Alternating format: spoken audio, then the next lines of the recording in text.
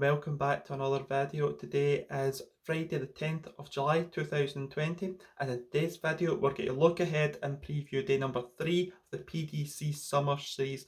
Now, this is the Players' Championship number 11. Now last year this event was won by James Wade in a purple spell he had in the Players' Championships events where he won 3 in total. Who can win day number 3? It's going to be a battle of minds now, because we're now getting past that stage of a normal weekend you'd play 2 Players' Championship events. Now you're adding another one onto that, and the players will be feeling tired. So it'll be the battle of minds and who can beat the fatigue in their body. So in this video we're going to talk about people who are going to bounce back, people who are going to take the next step. We're going to talk about the World Match Play race again, and we're going to talk about the Summer Series Order of Merit again. So let's start with people who are going to bounce back. The first person I'm going to say is going to bounce back is Dmitry Vandenberg. Now, he's lost both times in the last 128 so far. He lost on Player Championship number 9 to Andy Hamilton by 6 legs to 2 with a 92 average. And then yesterday he lost by 6 legs to 5 to Martin Atkins, bracket Wigan, with a 91 average. Dimitri's a player that's playing with a lot of pressure just now, because he's on that bubble to qualify for the World Match Play, and I think it really brings his performance down, because I don't think he deals with the pressure playing on floor events very well. He deals with the pressure on TV events very well, playing one a day, but when he plays on the floor, I think it gets to him with the pressure side situation. I think he has to relax and play with freedom. If he does do that, we can see Dmitry Vandenberg go very deep in this tournament. We've seen him reach a final in a Players' Championship event last year, and there's no doubt he can do the same again if he puts his mind to it and just relaxes and really enjoys it again, because I think Dmitry enjoys it. When he enjoys it, he plays his best starts, and I think he really needs to start doing that more in the Players' Championships events. So the second player we're going to talk about is Jose de Souza. Now, Jose de Souza started his games very slowly.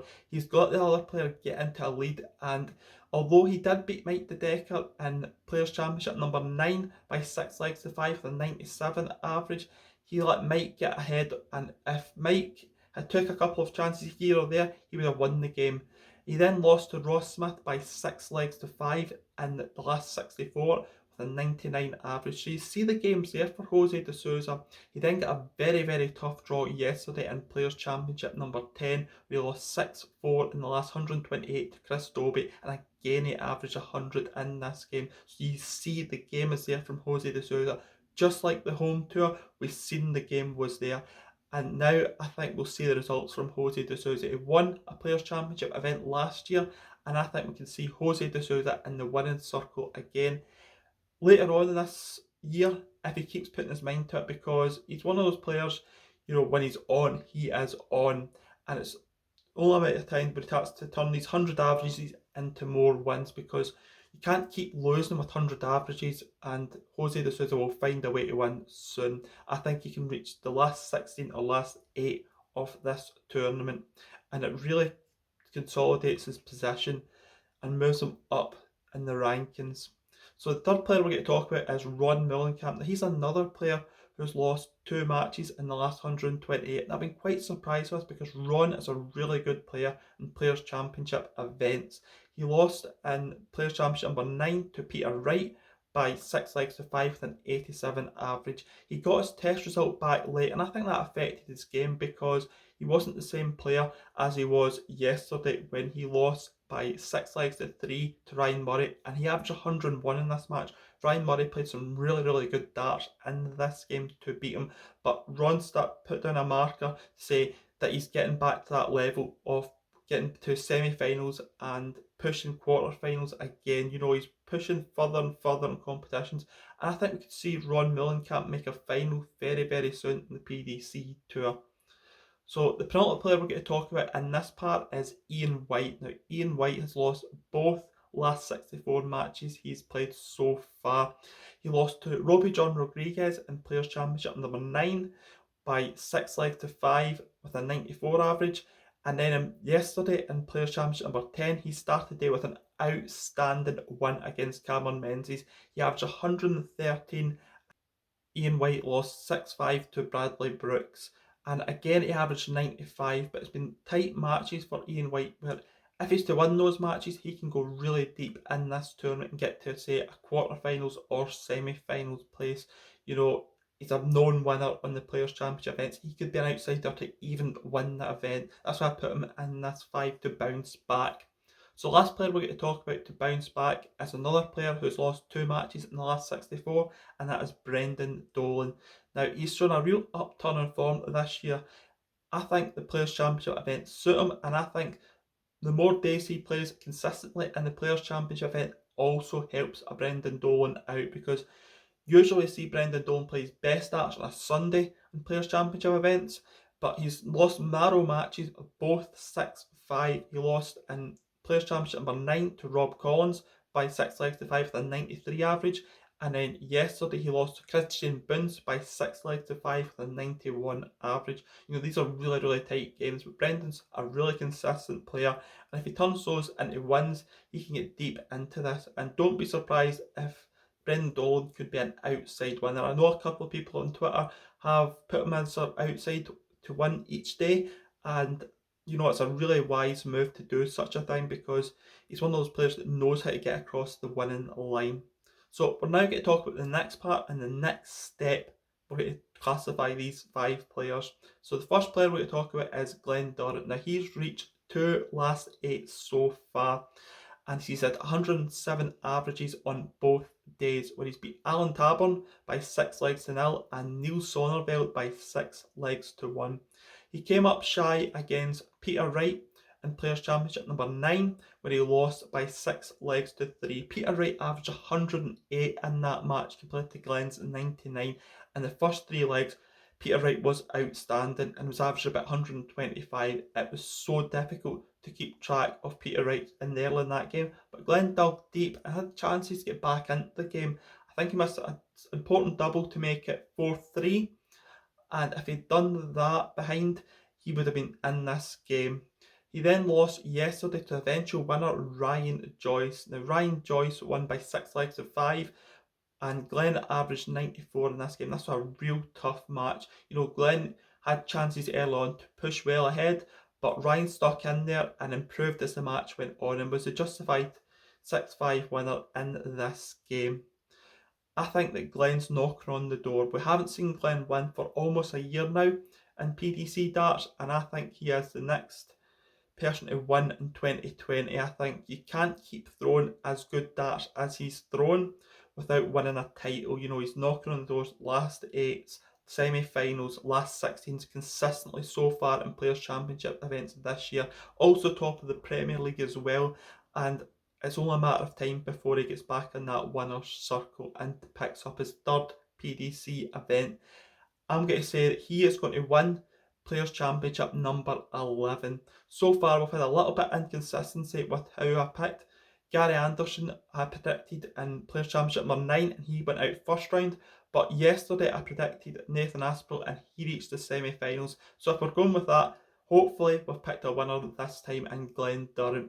So the second player we're going to talk about is Gabriel Clemens, and Gabriel Clemens reached a semi-final and a last 16. It took an outstanding performance by Michael Van Gerwen to beat him Players' Championship number 9 by 7 legs to 3. You know, Gabriel Clemens averaged 92, but he just couldn't compete with that very, very high average of 105 plus from Michael Van Gerwen. And yesterday he lost 6-1 to Gary Anderson with a 90 average. Gary Anderson averaged 10 points more than him in this game, but it's taken it a leap to beat Gabriel Clemens. You know, he's one of those players that is used to now the Players' Championship environment, and he really thrives on the pressure of playing in Players' Championship events. And it's only a matter of time before we see him play in finals, and then hopefully for him to win trophies and get in that winner's circle. But it's such a hard step to take to win. It's easy to lose, but it's hard to win, and to cross that winning line, I think Gabriel Clemens will do it at one stage, maybe in 2020, but I definitely think by 2021 Gabriel Clemens will have a PDC title to his name.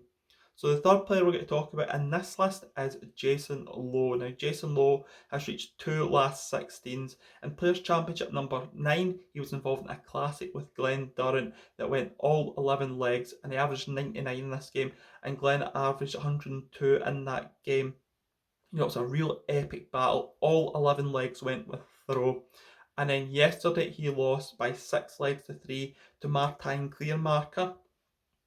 It was a dip for Jason Lowe. It's something we don't see from Jason Lowe. He averaged less than 95. He averaged 90 in that loss to Martijn. You know, he's just running out of steam, but I think he'll be refreshed going into Players' Championship number 11. And again, I think he could make a last 16 or a quarter final place. So the penultimate player we're going to talk about in this list is Ricky Evans. Now he's reached the last 32 and last 16 so far in the 2 Players' Championships. He lost to Dave Chisnell by 6 legs to 1 with an 89 average, and then he lost by 6 legs to 3 to Peter Wright with a 94 average yesterday.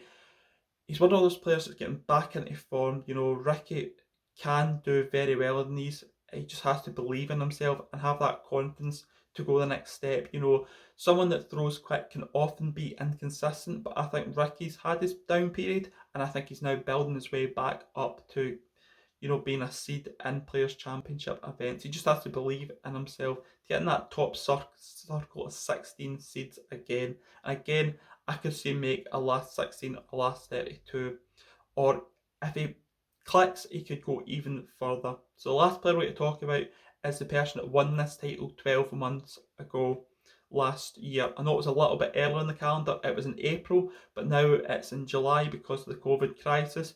And James Wade has reached the last 32 and the last 16. In Players' Championship number 9, he got beat by Jamie Hughes by 6 legs to 4 with an 89 average. And yesterday in Players' Championship number 10, he got beat by 6 legs to 3 with Nathan Aspel with an 86 average. And that's been a dip, because what we've seen from James Wade is 95 averages constantly so far in the games he's won, but then he dipped off in that game against Nathan Aspel and Jamie Hughes, and I don't think he'll do so. I think he'll get in that match practice and that getting used to the whole day. I think we could see a James Wade go very, very deep in this, and James could make the final or the semi-final. I think he's one of those players that could reach deep in the Players' Championship number 11. So let's talk about the match play race.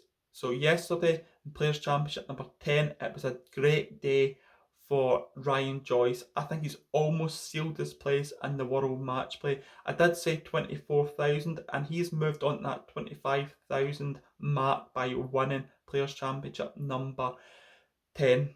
So let's talk about the players that are in the bubble just now and the players that are just outside the bubble, and I think could catch them. And I think it's getting smaller by the day, and the players with now outside the bubble need to get to, say, quarterfinals and semi-finals on a couple of occasions, or have a massive run and get to the final, or win one, or get to a final and get to like a semi-final. I think it's really interesting to see this battle, because Vincent van der Voort, Steve Beaton, Keegan Brown, Dmitry Vandenberg and Ricky Evans are currently inside that bubble, and they're in different form. As we've seen, I said earlier on, Dmitry Vandenberg, he is in that losing mentality. He has to break those chains, just like Keegan Brown. A lot of those players that are just inside the bubble are in bad form just now.